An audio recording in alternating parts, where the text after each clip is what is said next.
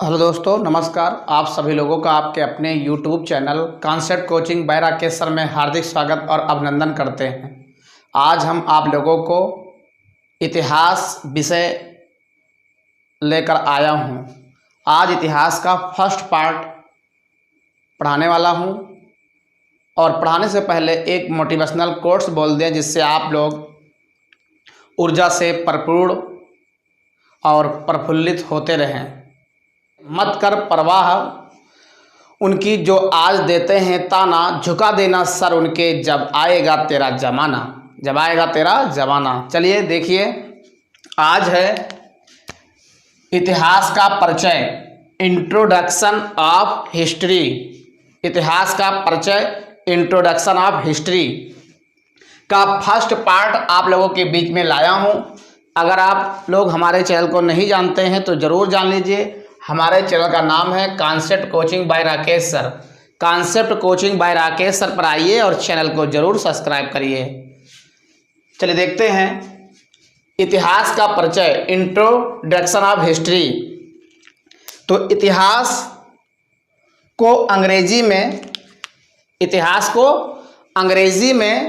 History के नाम से जाना जाता है। इतिहास को अंग्रेजी में हिस्ट्री के नाम से जाना जाता है। ठीक, इतिहास को अंग्रेजी में हिस्ट्री के नाम से जाना जाता है। हिस्ट्री शब्द जो आपका है, देख लीजिए, जो आपका है HISTORY, जो हिस्ट्री शब्द है, ये हिस्ट्री शब्द यूनान देश का शब्द है। यूनान देश का शब्द है। हिस्ट्री शब्द यूनान देश का शब्द है और जिसका वहाँ पर जो यूनान देश का शब्द है और वो शब्द है हिस्टोरिका। क्या नाम है? हिस्टोरिका शब्द, हिस्ट्री शब्द यूनान देश का हिस्टोरिका, HISTORICA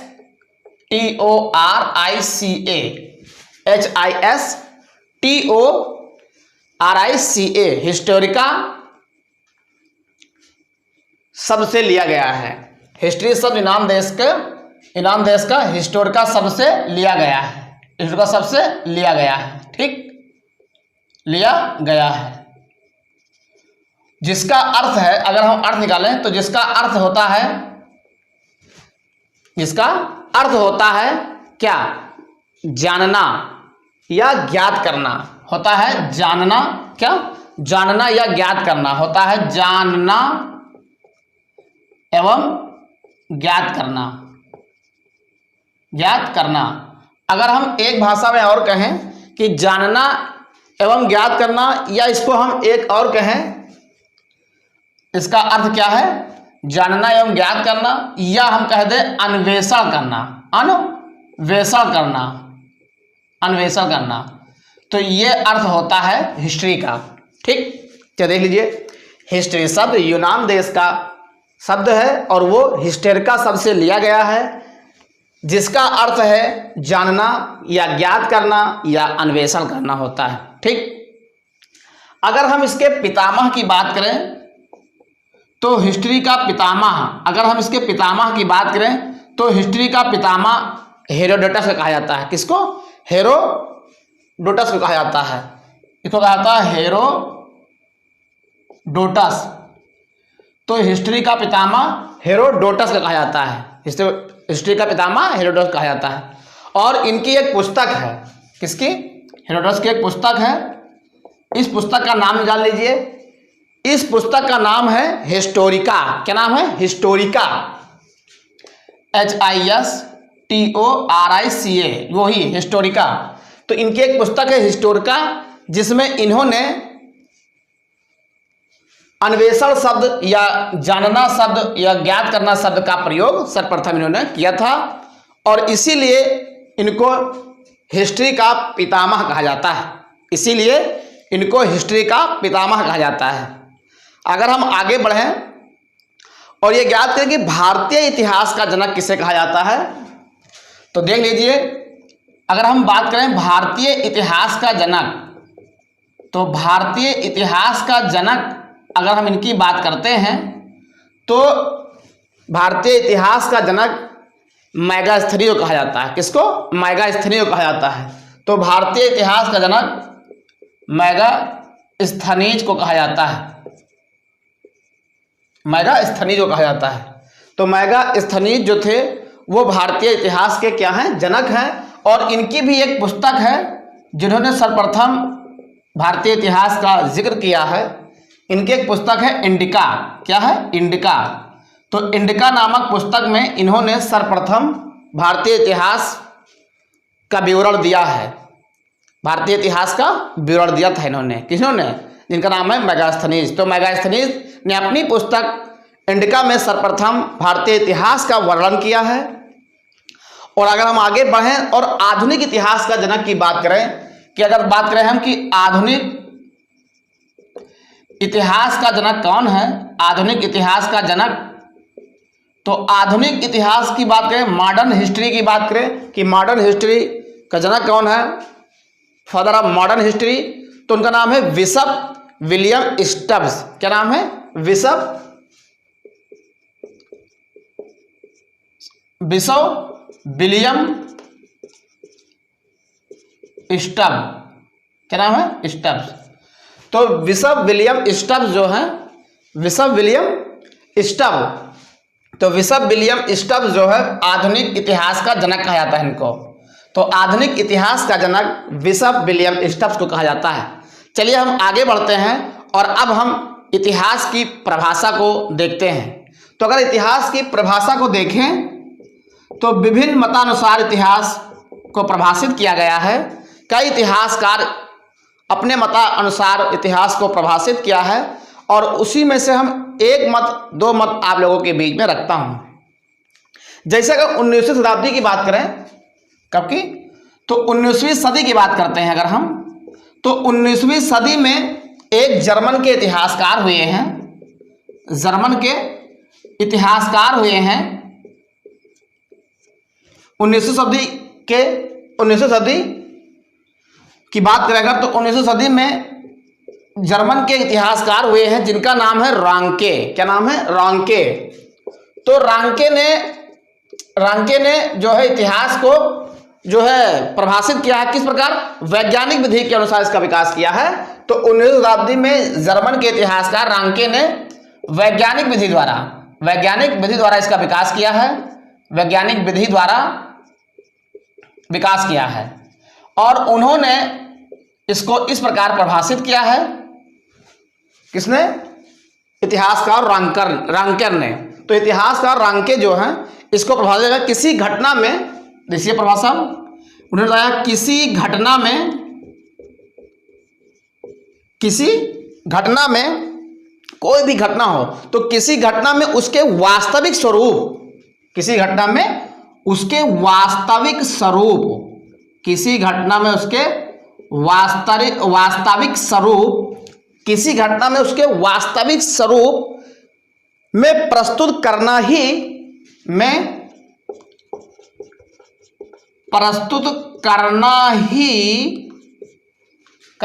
इतिहास कहलाता है। प्रस्तुत करना ही इतिहास कहलाता है। बहुत स्टैंडर्ड परिभाषा है ये, जो इतिहासकार, जर्मन के इतिहासकार रांके ने दिया है और इसको वैज्ञानिक विधि द्वारा विकास किया है। इसको वैज्ञानिक विधि द्वारा समझाया है कि जिस प्रकार हम विज्ञान को सिस्टमैटिक ढंग से पढ़ते हैं और हम विज्ञान को सरलतापूर्वक पढ़कर और उसको सरलतापूर्वक समझ जाते हैं, उसी प्रकार इतिहास को भी अगर वैज्ञानिक विधि द्वारा सिस्टमैटिक ढंग से क्रमबद्ध द्वारा तरीके से अगर पढ़ा जाए, चरणबद्ध द्वारा, तो इतिहास भी बहुत सरल विषय सिद्ध होगा और इतिहास पढ़ने में भी बड़ा मजा आएगा और बड़ा आनंद आएगा। हम इतिहास को समझ सकते हैं कब? जब हम वैज्ञानिक विधि द्वारा पढ़ें, इसके वास्तविक स्वरूप को जानें वैज्ञानिक विधि द्वारा, तो आसानी के साथ जान सकते हैं। तो रांके ने क्या कहा है? कहा किसी घटना में उसके वास्तविक वास्तविक स्वरूप में प्रस्तुत करना ही इतिहास कहलाता है। हाँ, बहुत स्टैंडर्ड परिभाषा है। किसी घटना में उसके वास्तविक स्वरूप में प्रस्तुत करना ही क्या कहलाता है? इतिहास कहलाता है। एक परिभाषा हम और देखते हैं, दूसरी देख लीजिए परिभाषा। दूसरी परिभाषा हम देखते हैं कि मानव की विशिष्ट मानव की जो विशिष्ट घटनाओं का नाम ही इतिहास है। नाम ही, मानव की विशिष्ट घटनाओं का नाम ही इतिहास है। नाम ही इतिहास है। हाँ, ये देखिए, छोटी सी परिभाषा, बहुत छोटी परिभाषा। क्या है कि मानव की विशिष्ट घटनाओं का नाम ही इतिहास है। मानव की विशिष्ट घटनाओं का नाम ही इतिहास है। तो ये परिभाषा एक रही स्टैंडर्ड, बहुत छोटी सी परिभाषा। अगर आप लोग कहीं लिख सकते हैं, किसी भी पेपर में, अगर सब्जेक्टिव पेपर है तो आप इसको लिख भी सकते हैं, और अगर ऑब्जेक्टिव पूछा जाता है तो आप जान सकते हैं कि पूछे कि मानव की विशिष्ट घटनाओं का हम किसमें अध्ययन करते हैं। तो मानव के विशिष्ट घटनाओं का अगर हम क्रमबद्ध अध्ययन करें, चरणबद्ध अध्ययन करें, तो वो विषय क्या रहेगा? इतिहास रहेगा। चलिए हम आगे बढ़ते हैं और देखते हैं कि इतिहास का अगर संधि विच्छेद करें, इतिहास का क्या करें? संधि विच्छेद करें। अगर हम इतिहास क्या करें? अगर हम इतिहास का संधि विच्छेद करें तो इतिहास दो शब्द कौन कौन? एक इत धन हास से मिलकर बना है। इत धन हास से मिलकर बना है। तो यहां इत का अर्थ क्या है? यहां इत का अर्थ यह है, इत का अर्थ यहां है इस प्रकार। इत का अर्थ क्या है? इस प्रकार। और धन हास का यहां अर्थ है जो है घटित हुआ होगा। क्या? घटित हुआ होगा। घटित हुआ होगा। तो अगर इतिहास का हम संधि विच्छेद करें तो इतिहास का संधि विच्छेद करते हैं तो होता है इत धन हास। इत का अर्थ यहां है इस प्रकार और हास का अर्थ है घटित हुआ होगा। तो मतलब इतिहास का क्या अर्थ होता है कि इस प्रकार घटित हुआ होगा। अर्थात अतीत में जो घटनाएं, हाँ एक बार और देख लीजिए, स्टैंडर्ड लिख दें यहां, अतीत में जो घटनाएं, अतीत में जो घटनाएं, अतीत में जो घटनाएं घटित हों, घटी हों, अतीत में जो घटनाएं घटित हों या घटी हों, उसका क्रमबद्ध विवरण ही इतिहास कहलाता है। विवरण ही इतिहास कहलाता है। तो एक परिभाषा आप लोग को यह भी मिल गई, क्या? कि अतीत में मतलब बीता हुआ, जो बीत चुका है, जो पिछला बीत चुका है, अर्थात भूतकाल में अगर जाएं हम तो अतीत में जो भी घटनाएं घटित हुई हैं उसका अगर क्रमबद्ध विवरण ले लें, हम क्रमबद्ध तरीके से उसको हम रचनाबद्ध कर लें तो उसका विवरण ही इतिहास कहलाता है। क्या? अतीत में जो घटनाएं घटित हुई हैं, अतीत में जो घटनाएं घटी हो, उसका क्रमबद्ध विवरण ही इतिहास कहलाता है। उसका क्रमबद्ध विवरण ही इतिहास कहलाता है। हमारा है इतिहास क्यों पढ़ा जाता है? इतिहास क्यों पढ़ा जाता है? ठीक, क्वेश्चन मार्क देख लीजिए। इतिहास क्यों पढ़ा जाता है? ठीक, इतिहास क्यों पढ़ा जाता है, इसका उत्तर देख लीजिए। तो इतिहास इसलिए पढ़ा जाता है कि अतीत में जो गलतियां हुई हैं, नंबर 1 देख लीजिए। हाँ, क्या? कि इतिहास इसलिए पढ़ा जाता है जो अतीत में गलतियां हुई हैं उससे सीखा जाए। इतिहास इसलिए पढ़ा जाता है कि जो अतीत में गलतियां हुई हैं उससे सीखा जाए और वर्तमान में वैसी गलतियां दोबारा न हो। क्या? कि जो गलतियां हुई हैं अतीत में जो क्या हुई हैं, गलतियां हुई हैं, तो वो गलतियां दोबारा न हो और वर्तमान में भी हम उसको जाने, और वर्तमान में जानने के बाद भी उन गलतियों को हम दोहराएं ना। जाने कौन सी गलतियां हुई हैं और उस गलतियों को दोबारा न करें हम। तो समझ में आया नंबर 1 कि इतिहास क्यों पढ़ा जाता है? अतीत में जो भी गलतियां हुई हैं उससे सीखा जाए और वर्तमान में वैसी गलती दोबारा न हो, इसलिए इतिहास को पढ़ा जाता है। चलिए ठीक है, आगे देखते हैं नंबर 2 पर। नंबर 3 में देख लीजिए। नंबर 3 है कि इतिहास पढ़ने का और फायदा है, इसका और लाभ है कि इतिहास पढ़ते हैं तो जो राजनीतिक एवं प्रशासनिक व्यवस्था है इनके गुणों का विकास भी होता है। कौन कौन? इतिहास को पढ़ने से क्या फायदा है कि जो राजनैतिक एवं प्रशासनिक गुणों का हमको क्या होता है, विकास होता है और जानकारी होता है, जिससे हम राजनीतिक स्तर पर और प्रशासन चलाने में हम क्या होते हैं, सक्षम हो जाते हैं। इसीलिए इतिहास को, चाहे वो मेडिवल हिस्ट्री हो, चाहे वो एंशिएंट हिस्ट्री हो, चाहे वो मॉडर्न हिस्ट्री हो, इन सभी को देखा होगा आईएएस पीसीएस में सिलेबस में शामिल किया गया है और आईएएस पीसीएस के सिलेबस में शामिल कर दिया गया है, जिससे वो लोग अभ्यर्थी जो भी हो इसको पढ़ें और इतिहास में जो गलतियां हुई हैं जिससे देश और समाज को घाटा हुआ, नुकसान हुआ है, उसको दोबारा न हो। इसीलिए आईएएस पीसीएस के सिलेबस में इसको शामिल किया जाता है ताकि उन गलतियों को हम जानें और दोबारा रिपीट न हो। इसीलिए इतिहास को पढ़ा जाता है। और अगर हम बात करें कि इतिहास के पढ़ने के फायदे क्या हैं, तो आप लोग समझ में आ गया है, ये फायदे हैं। और अगर हम कहें कि इतिहास पढ़ने का तरीका क्या है, इतिहास पढ़ने का तरीका, अगर आपको बताएं हम कि इतिहास पढ़ने का तरीका क्या है, तो इतिहास पढ़ने का तरीका है, इतिहास पढ़ने का तरीका क्या है कि इसको अगर हम जब भी पढ़ें तो इसका तरीका यही है कि इसको हम क्रमबद्ध सीरियल वाइज से पढ़ें, क्रमबद्ध पढ़ें सीरियल वाइज। अगर हम क्रमबद्ध पढ़ते हैं तो जो इतिहास देखा होगा डेट वोट नहीं याद हो पाती है, बहुत प्रॉब्लम होता है सन याद होने में।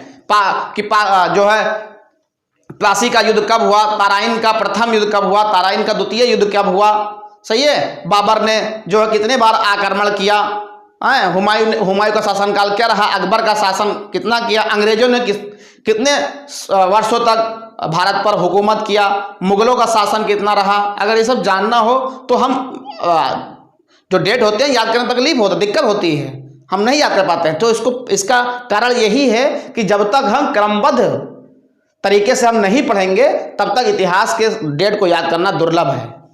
ठीक है, चलिए हम ज़्यादा बात नहीं करते हैं और आगे बढ़ाते हैं। इतिहास के प्रकार, हिस्ट्री, टाइप्स ऑफ हिस्ट्री। अगर हम इतिहास के प्रकार की बात करें तो इतिहास के प्रकार की बात करें तो इतिहास को मुख्यतः जो 3 भागों में बटा गया, लेकिन कौन? लिपि के आधार पर। अगर इतिहास के हम प्रकार की बात करें तो लिपि के आधार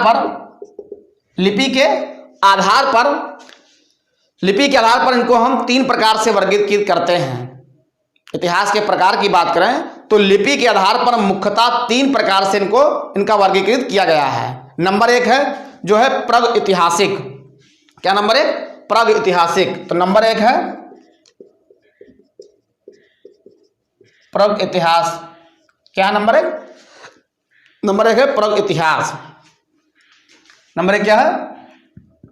प्रागैतिहास। नंबर 1 है प्रागैतिहास, ठीक। नंबर 2 है आदि इतिहास। नंबर 2 क्या है? आदि इतिहास। और नंबर 3 क्या है? एक है प्रागैतिहास, सही है, प्रागैतिहास। एक क्या है? आदि इतिहास। और एक है इतिहास। एक क्या है? इतिहास। चलिए इस पर थोड़ी थोड़ी बात हम कर लेते हैं। प्रागैतिहास उनको कहते हैं कि जिनका जो है लिखित विवरण नहीं मिला है। किसका? प्रागैतिहास को कहते हैं इनका लिखित विवरण नहीं मिला है। प्रागैतिहास में लिखित विवरण नहीं मिला, इनका लिखित विवरण नहीं प्राप्त हुआ है, ठीक।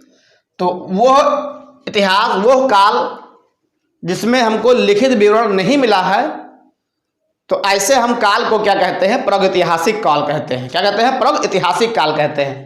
आदि ऐतिहासिक काल में क्या हुआ है कि इसमें लिखित तो मिला है, हमको लिखित विवरण तो हमको मिला है, लिखित विवरण तो हमको मिला है। किसमें? आदि ऐतिहासिक काल में लिखित विवरण तो मिला है, परंतु पढ़ा नहीं जा सका है, परंतु पढ़ा नहीं जा सका है, पढ़ा नहीं जा सका है, पढ़ा नहीं जा सका है। ये कब की बात कर रहे हैं? ये हम आदि इतिहास की बात कर रहे हैं। तो आदि इतिहास काल की अगर बात करें तो आदि इतिहास काल में लिखित विवरण तो मिला है, लिखित विवरण तो है, लिखित विवरण तो है, परंतु पढ़ा नहीं जा सका है, तो उसे हम क्या कहते हैं? आदि इतिहास काल कहते हैं। अगर हम इतिहास की बात करें तो इतिहास में लिखित भी है, लिखित विवरण प्राप्त है, लिखित विवरण प्राप्त है, और पढ़ा भी जा सकता है, पढ़ा भी जा सकता है। तो इतिहास में बात करें तो लिखित विवरण प्राप्त हुए हैं और पढ़ा भी जा सकता है। तो यह रहा इतिहास कहलाता है। अगर इतिहास की बात करें तो इतिहास को अगर 3 भागों में बांटा गया है, तो इतिहास की बात करें जो आगे हम पढ़ाएंगे आप लोगों को, सही है। तो आगे इतिहास की बात करें तो यह है जो आपका एंशिएंट हिस्ट्री, जिसे क्या कहते हो आप लोग, प्राचीन इतिहास। इसमें क्या आएगा, इसमें प्राचीन इतिहास आएगा, ठीक। इसमें मध्यकालीन इतिहास आएगा, मध्यकालीन इतिहास आएगा। और अगर हम बात करें तीसरे नंबर का तो ये आधुनिक इतिहास आएगा, मॉडर्न हिस्ट्री अर्थात आधुनिक इतिहास। तो इस प्रकार ये इतिहास को जो है बांटा गया है कि इतिहास को मुख्यतः 3 भागों में बांटा गया है। एक बांटा गया है प्राचीन इतिहास, एंशिएंट हिस्ट्री कहते हैं, मेडिवल हिस्ट्री मध्यकालीन इतिहास, और मॉडर्न हिस्ट्री आधुनिक इतिहास के नाम से जाना जाता है। तो बस आज के लिए इतना ही। हम नेक्स्ट वीडियो में आप लोगों को पढ़ाएंगे वही सिलेबस जो पेट में पहला टॉपिक दिया हुआ है, भारतीय इतिहास का टॉपिक दिया हुआ है वहाँ पर जो है सिंधु घाटी सभ्यता। अब आगे हम आप लोगों को पढ़ाएंगे सिंधु घाटी सभ्यता के ऊपर बात करेंगे, जो कहाँ का आएगा, आदि इतिहास काल का आएगा। तो आदि इतिहास काल में हम अगला वीडियो आप लोगों के बीच में जरूर लाऊंगा, जो रहेगा सिंधु घाटी सभ्यता। आज का टॉपिक ये जो आप लोगों ने देखा है, इसकी प्रतिक्रिया कमेंट बॉक्स में जरूर व्यक्त करें और हमारे चैनल को जरूर सब्सक्राइब करें और इसको शेयर जरूर करें। बस आज के लिए इतना ही। आप सभी लोगों को ये वीडियो देखने के लिए बहुत बहुत धन्यवाद। जय हिंद, जय भारत।